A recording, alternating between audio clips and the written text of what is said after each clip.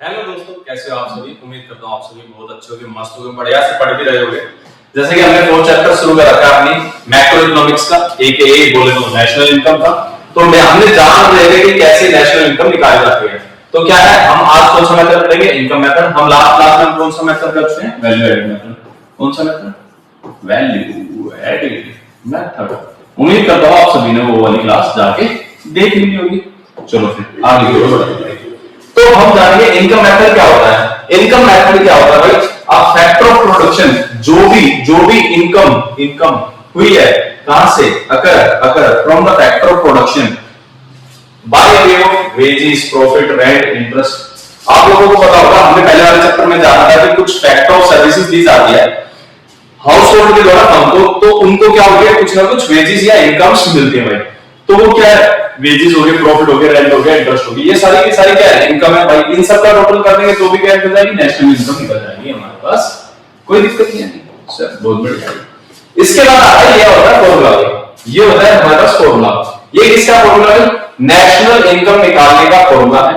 इन सभी से ऐड करके हमारे पास क्या निकल जाएगी, डोमेस्टिक इनकम।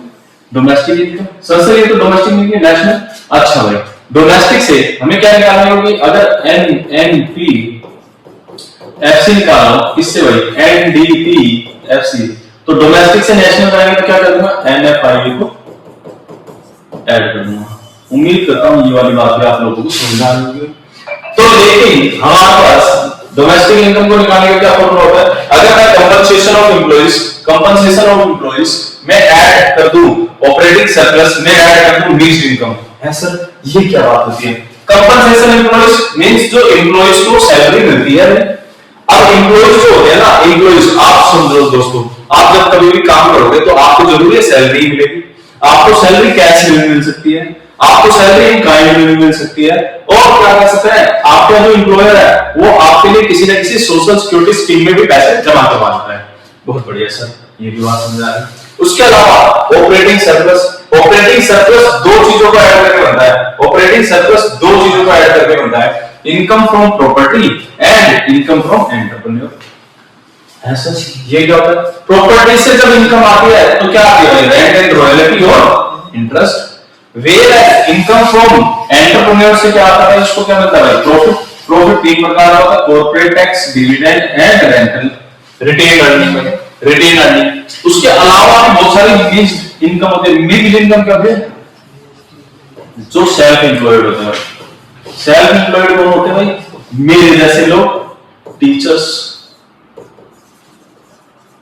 Doctors, etcetera. ये वो लोग हैं जो क्या करते हैं, अपने आप के काम करते हैं, सीएस वगैरह, तो उनकी कैसे इनकम होती है, मिक्स्ड इनकम होती है। एंटरप्रेन्योर को क्या मिलता है, प्रॉफिट मिलता है। हाउस होल्ड को क्या मिलता है भाई, रेंट या रॉयल्टी या फिर इंटरेस्ट मिलता है। वेयर एम्प्लॉइज को सैलरी वगैरह मिलती है। इन सभी को ऐड करते हो तो क्या आता है, डोमेस्टिक इनकम। इन सभी को ऐड करते हो तो डोमेस्टिक इनकम। इसका ना बढ़िया से एक निमोनिक तैयार करता है, एक चीज बोले तो प्राइम है सर। प्राइम से क्या, देखो, P stands for profit, R stands for rent and royalty, I stands for rent and royalty हो गया, I stands for interest, M stands for mixed income, E stands for compensation of employee। Compensation of employ further हमने 3 भागों में बांट दिया कि आपको wages and salary किसमें मिल रही है, कैश में मिल रही है। वेजेस एंड सैलरी किसमें मिल रही है, काइंड में मिल रही है, या फिर एम्प्लॉय का कंट्रीब्यूशन है टू सोशल सिक्योरिटी स्कीम। ठीक है सर, ये भी बात समझ आ गई। और हमारे पास ऑपरेटिंग सरप्लस किससे आता है, ऑपरेटिंग सरप्लस अगर मैं 3 चीजों को ऐड करूं, ऑपरेटिंग सरप्लस किसको, 3 चीजों को, रेंट एंड रॉयल्टी,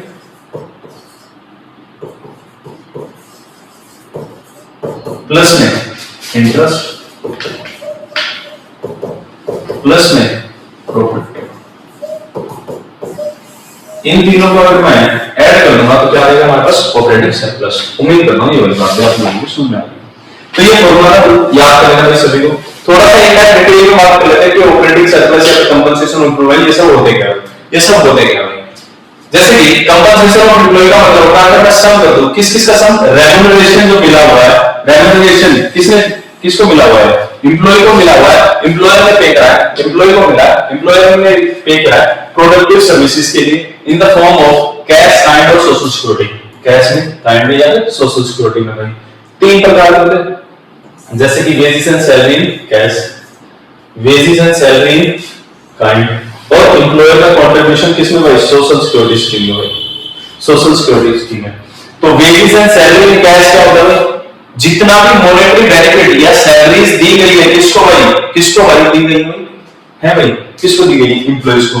तो इसके अंदर सारे मॉनेटरी बेनिफिट्स जैसे कि वेजेस होगी, सैलरी होगी, बोनस होगा, डीए होगा, कमीशन होगा, ये सभी की सभी any reimbursement of business expenses incurred by the employ, जितने भी खर्चे होते हैं, जितने भी पेमेंट्स की गई है किसके द्वारा, एम्प्लॉयर के द्वारा एम्प्लॉय को, किसमें भाई, मनी की फॉर्म में, तो वो हो गया।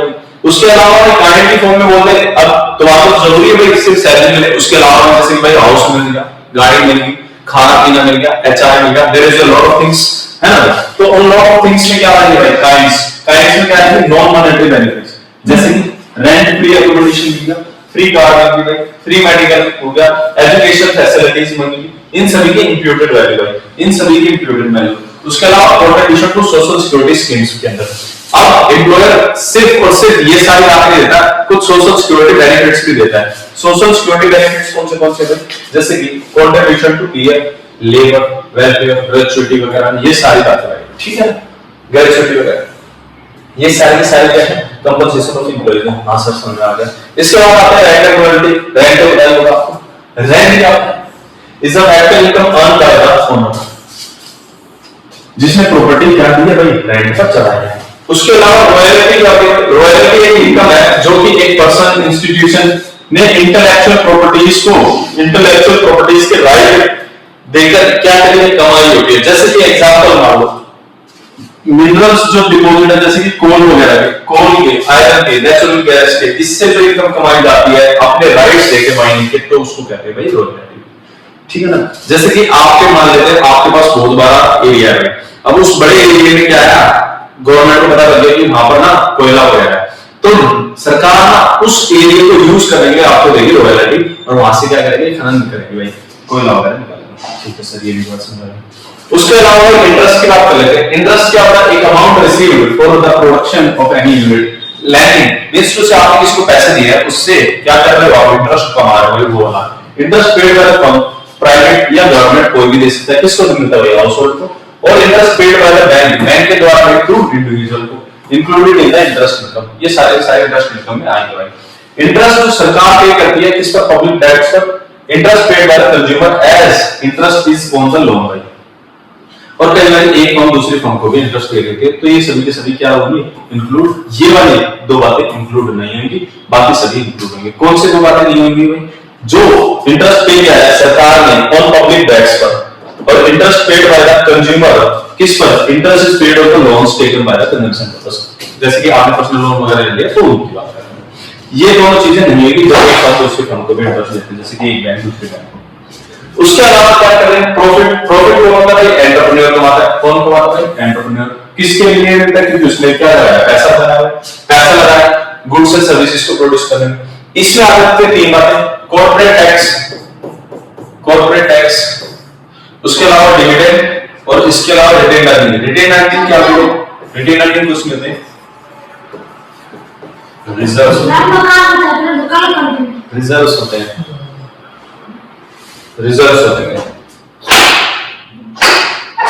सॉरी दोस्तों, थोड़ा सा डिस्टर्बेंस हो गया था, कोई बात नहीं। देखो भाई तीन चीजें इंक्लूड होती हैं भाई, तीन चीजें कौन सी भाई, प्रॉफिट के अंदर तीन चीजें हमने कौन सी जानी भाई, कॉर्पोरेट टैक्स, प्लस में डिविडेंड्स, प्लस में रिटेन अर्निंग।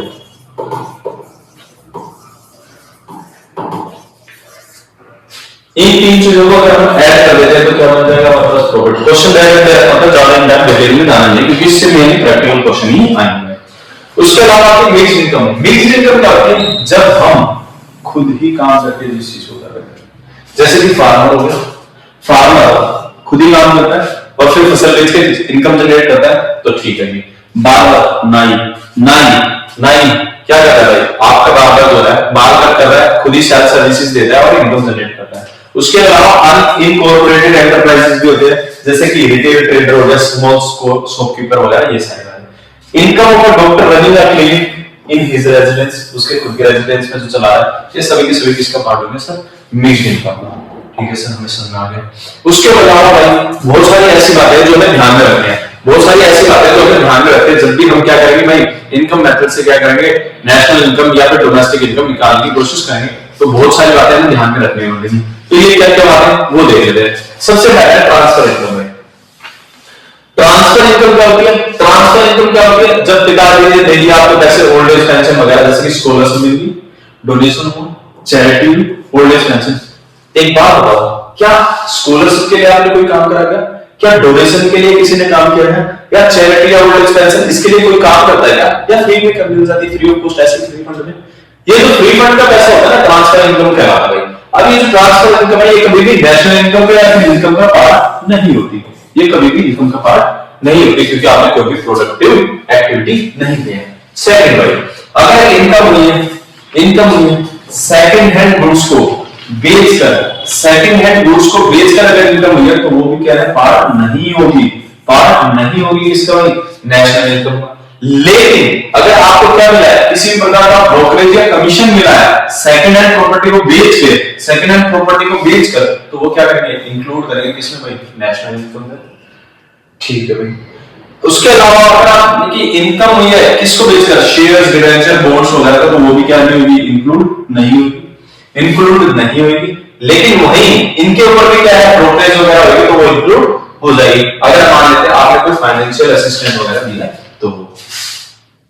इसके अलावा फिर क्या बात है, इसके अलावा फिर क्या बात है, विंडफॉल गेन्स, ये क्या होता है सर, ये होते हैं भाई लॉटरीज, है ना भाई, जुआ वगैरह करते हैं भाई, लॉटरी होगी, हॉर्स रेस वगैरह होती है, ये भी किसका पार्ट में होती है भाई, जुए वगैरह की जो इनकम होती है वो भी किसका पार्ट में होती है भाई, नेशनल इनकम का पार्ट नहीं होती, not included in national income भाई। उसके अलावा imputed value of services provided by the imputed value, किसकी, सर्विसेज प्रोवाइडेड किसके द्वारा, ओनर के द्वारा, और production unit will be included, ये क्या करेंगे, इंक्लूड करेंगे। जैसे कि आप देखते हैं भाई, ओनर ऑक्यूपाइड हाउस, आपका खुद का घर फैक्ट्री में यूज कर लिया, भले ही आप रेंट नहीं दे रहे थे, लेकिन उसका रेंट काउंट हो जाएगा। खुद के कैपिटल पर interest, production for self consumption भाई, आपने कुछ चीज बनाई और खुद कंज्यूम कर ली, तो वो भी क्या है, पार्ट होती है, उसकी इंप्यूटेड वैल्यू पार्ट होगी जिसका नेशनल इनकम का। उसके अलावा payment out of past saving से करी होगी, payment out of past saving से की होगी, तो वो भी क्या है, इंक्लूड नहीं होगी। सर ये क्या होता है, सुनो भाई, जैसे कि death duties, gift tax, interest tax, ये सभी के सभी पिछली इनकम कमाई है उसके ऊपर जो टैक्सेस वगैरह, तो वो भी पार्ट नहीं होगा। ठीक है सर, ये वाली बात भी समझ में आई। तो करें फिर कुछ क्वेश्चंस करने की कोशिश करते हैं वन बाय वन, और चीजें और बेहतर तरीके से समझ में आएगी। क्या निकालना है, domestic income at factor cost, सीधी बात है, क्या क्या ऐड कर देंगे,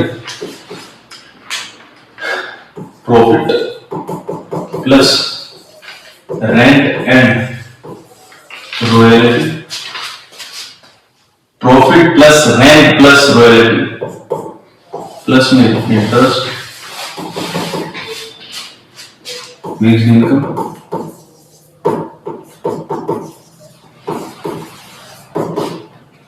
प्लस में कंपोजिशन ऑफ इंक्लूड। तो इन जब भी क्वेश्चन करेंगे तो हम फॉर्मूला जब लिखेंगे, अब अगर मैं सभी को ऐड कर देता हूं तो निकल जाएगा। ये देखो रेंट दे रखा है, रॉयल्टी दे रखी है, इंटरेस्ट दे रखा है, composition of include, profit and mix income, इन सभी को क्या करूंगा, सिंपली ऐड कर दूंगा तो आंसर आ जाएगा। इन सभी को क्या करूंगा, सिंपली ऐड कर दूंगा तो आंसर आ जाएगा 1, 2 and 3600 भाई। ये क्या आ गया हमारे पास, NDPFC, net domestic product at factor cost, ये हमारा आ गया। ठीक है, उससे नेक्स्ट की बात कर लेते हैं। Following data calculate the value of national product factor cost पर ग्रोस नेशनल प्रोडक्ट, यानी कि हमें क्या निकालना है, GNP at FC, GNP at FC भाई। फिर से वही फॉर्मूला सर फिर से वही फॉर्मूला, हाँ फिर से वही फॉर्मूला लगा दो भाई। उससे क्या निकल रहा है, एनडीपी एफसी बोल क्या चीज, profit plus rent and royalty plus interest plus made income plus compensation of employees. ठीक है सर, तो प्रॉफिट दे देते हैं, प्रॉफिट कर दीजिएगा भाई। प्रॉफिट कितना है, प्रॉफिट है हमारा 1500। प्रॉफिट कितना है 1500। उसके अलावा भी कुछ बात होगा, प्रॉफिट के अलावा भी क्या बातें हैं देखिए भाई। प्रॉफिट के अलावा भाई रेंट एंड इंटरेस्ट देखा है, रेंट एंड इंटरेस्ट भी दे रखा है भाई। रॉयल्टी है नहीं भाई, रेंट एंड इंटरेस्ट कितना है 1800। रेंट एंड इंटरेस्ट भी है भाई। उसके अलावा भाई इंटरेस्ट भी हो गया, रेंट भी हो गया, रॉयल्टी, मिक्स्ड इनकम है क्या, mixed income 1300। Mixed income 1300। Compensation of employees भी दे रखा है 12। तो इससे क्या निकलेगा, एनडीपी एफसी निकल जाएगा भाई 12, 13, 14, 15,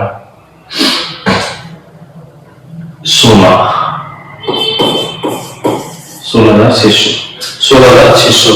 लेकिन अभी हमसे नहीं निकाला, अभी हमें निकालना क्या है, अभी हमें निकालना सर जीएनपी एफसी निकालना है।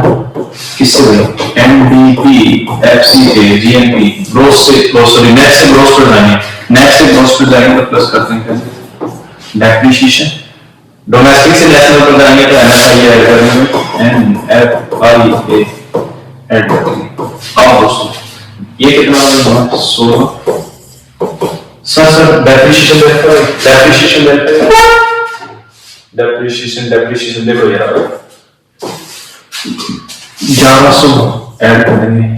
NFI net factor income from abroad देखो दिख रही है क्या, 120 माइनस करो भाई, 120 माइनस करूंगा अगर मैं, यह आ जाएगा भाई माइनस 17,700 माइनस में 120 तो 7 एवरीथिंग इज कंट्रोल। ये बस क्या है जो क्वेश्चन है बोला था जीएनपी है। ये वाली जो कहानी है ये हम पहले वाले थर्ड वाले चैप्टर में कर चुके हैं, और यहाँ तक की कहानी हमने क्या है आज पढ़ी है। यहाँ तक की कहानी कहाँ पढ़ी हुई, आज पढ़ी है। बहुत ही इजी है, बहुत ही ज्यादा इजी है। एक और क्वेश्चन करके देखते हैं, एक और क्वेश्चन करके देखते हैं और सभी को दिखाई दे रहा है। बहुत ही आसान है, कुछ नहीं है सर क्वेश्चन ऐसे आते हैं, क्वेश्चन दोस्तों ऐसे ही आते हैं, बल्कि मैं बोलूंगा थोड़े से मिक्सअप आते हैं, मींस टू से दो। और जैसे कि भाई आपको वैल्यू एडेड और किससे इनकम मेथड से निकालने के लिए बोल देगा, या फिर इनकम मेथड और एक्सपेंडिचर मेथड से नेशनल इनकम निकालने के लिए बोल देगा, तो किन्हीं दो मेथड पर आ सकते हैं क्वेश्चन। क्वेश्चन ऐसे होते हैं, मुश्किल नहीं आते, बहुत ही इजी है भाई। अब क्या बोला है, नेशनल इनकम निकालने का, नेशनल यानी कि आप क्या निकालना है, एनएनपी एफसी निकालना है, एनएनपी एफसी निकालना होता है। लेकिन मुझे फॉर्मूले से पता है एनडीपी एफसी का क्या फॉर्मूला होता है, profit plus rent and royalty plus में इंटरेस्ट प्लस में मिक्स इनकम प्लस में कंपनसेशन ऑफ एम्प्लॉय, प्लस में कंपनसेशन ऑफ एम्प्लॉय। उम्मीद करता हूं ये वाली बातें सारी समझ में आ रही होंगी भाई। ठीक है भाई, प्रॉफिट कितना है, profit profit profit profit sir इसमें ऑपरेटिंग सरप्लस दे रखा है, ऑपरेटिंग सरप्लस दे रखा है। ऑपरेटिंग सरप्लस किस को बनाकर बनता है, हमारे प्रॉफिट को, प्लस में रेंट एंड रॉयल्टी प्लस में इंटरेस्ट। इन तीनों आइटम्स को और प्लस करने के बाद क्या मिलता है 15,000। ये क्या होता है ऑपरेटिंग सरप्लस, तो लिख लेते हैं कितना है 5,000। मिक्स्ड इनकम दिख रही है, मिक्स्ड इनकम देखिए 16,100। उसके अलावा कंपनसेशन ऑफ एम्प्लॉइज दिख रहा है 13,300। अब ऐड करते हैं 400 9 4 1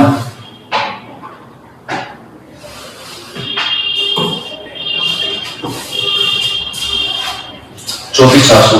अब देखो दोस्तों मेरे पास ये क्या है, ये मेरे पास मेरे को निकालना है एनएनपी एफसी, हमारे पास है एनडीपी एफसी। डोमेस्टिक से पहले क्या लाना है नेशनल NFI क्या करूंगा NFI क्या करूंगा भाई NFI लिख रहा है क्या फैक्टर फ्रॉम अब्रोड 300 तो आंसर इज उम्मीद करता हूं ये वाला क्वेश्चन भी आप लोगों को समझ में आ रहा होगा। बहुत ही इजी है, बहुत ही आसान है।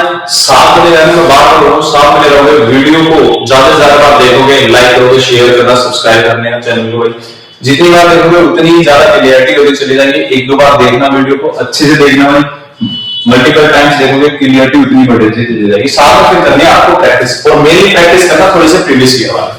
ठीक है सर, समझ आ गई। वैल्यू ऑफ डोमेस्टिक इनकम निकालना है।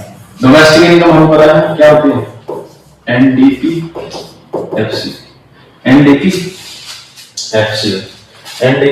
होती है। हाँ जी सर, हमें पता है NDPFC होती है। NDPFC अभी बताया था कैसे निकलेगा, profit plus rent and royalty plus interest plus income और प्लस में कंपनसेशन। ठीक है, और हमें ये भी पता है इन तीनों को ऐड करेंगे तो क्या निकलता है, ऑपरेटिंग सरप्लस। आओ क्वेश्चन को करते हैं। इसमें देखो भाई प्रॉफिट दिख रहा है, प्रॉफिट दिख रहा है। प्रॉफिट का सर हमने एक फॉर्मूला डाला सर, प्रॉफिट का क्या फॉर्मूला डाला हमने,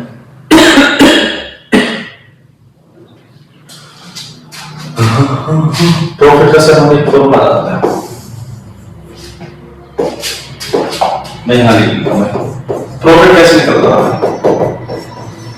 कॉर्पोरेट टैक्स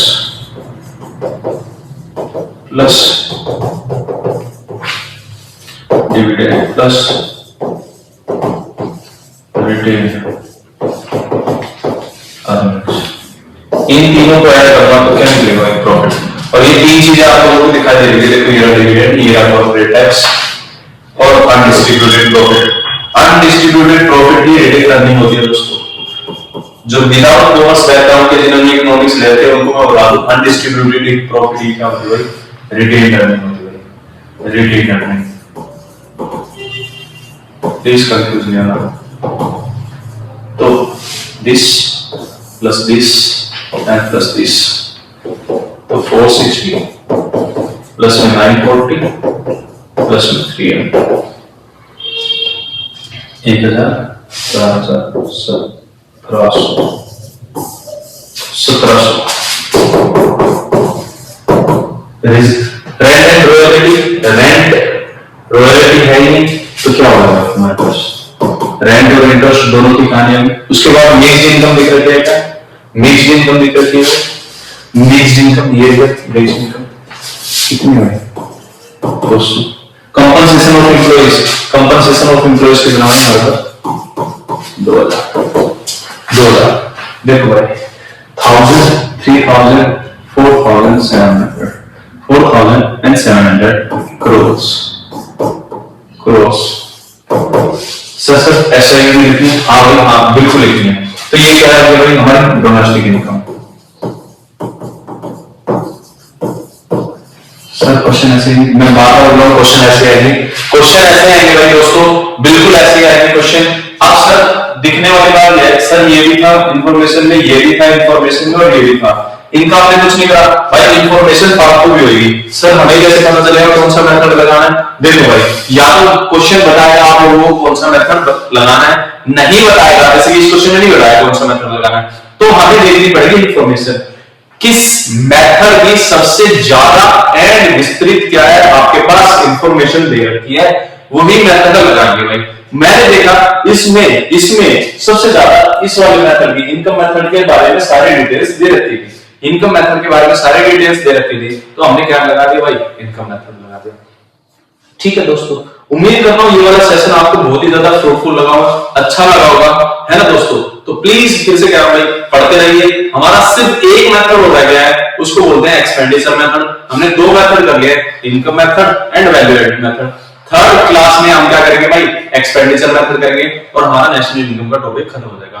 ठीक है दोस्तों, फिर से मिलेंगे थोड़ी सी देर के बाद, कुछ ब्रेक के बाद मिलते हैं अगले सेशन में। जानने के लिए देखते रहिए यूथ।